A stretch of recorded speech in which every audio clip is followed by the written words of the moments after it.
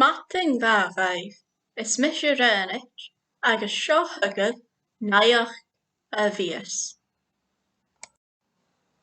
Hatíneas laim cumanta ath-Eileanan tír.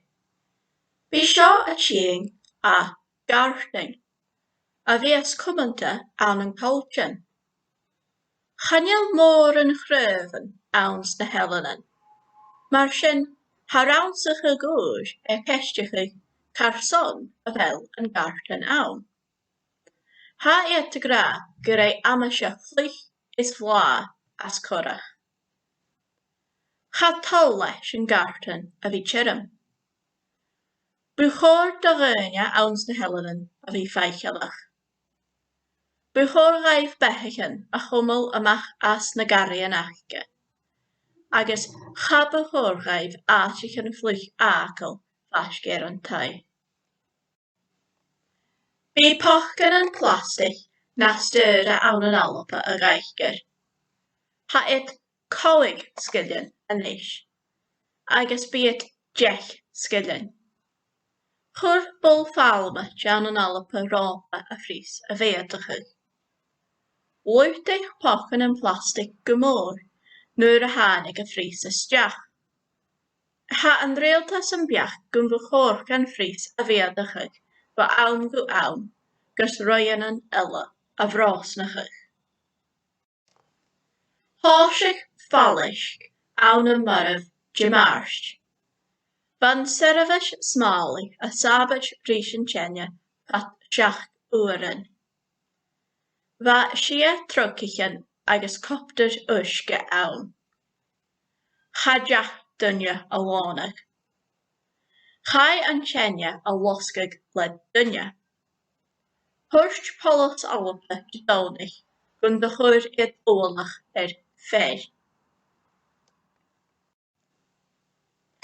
Bhí a bhórainn alpa nua a chur faisceir $10 milliún gan coilltean na Gàidhlige.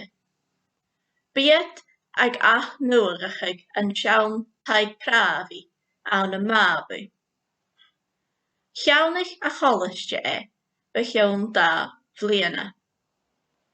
Heid cuairteach an iachraí is coilltean an gael a theigeis gan sin ag éire olthaithe. Bíodh a gobhar cóilírí olthaigh Breataine. Heid stéisiún radio Gàidhlig a stéadach ann. Agus bhí bunscoil ann.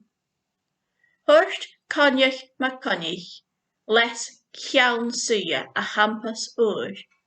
Tha párantan mun gúirt an scíre is tha iad a fiachan riaghaltas a chumul rís a chláin aice.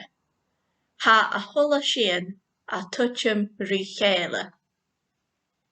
Thuirt mac príomhara alpa nua, tha seo a togal obair mhór a rinneadh Mhàirt, a thuamh ath-bheòthachadh na Gàidhlig a choilltean, ann san Eileanan agus ann na coimhearsnachd. Tha uras lasaigh asantir coilltean achtar 2 ichit de ghearan a cheannachadh ann an loch an inneadir. Tha crua géim taigheadas ag prís réasantar san scíre. Thosaigh iad rifiachan seo a dhéanamh ba cheann 5 bliana déag. Han turas a níos a bríonn rí duine, a bhain a-mach ha muinte an áite a géirí ann, a bharach taighin.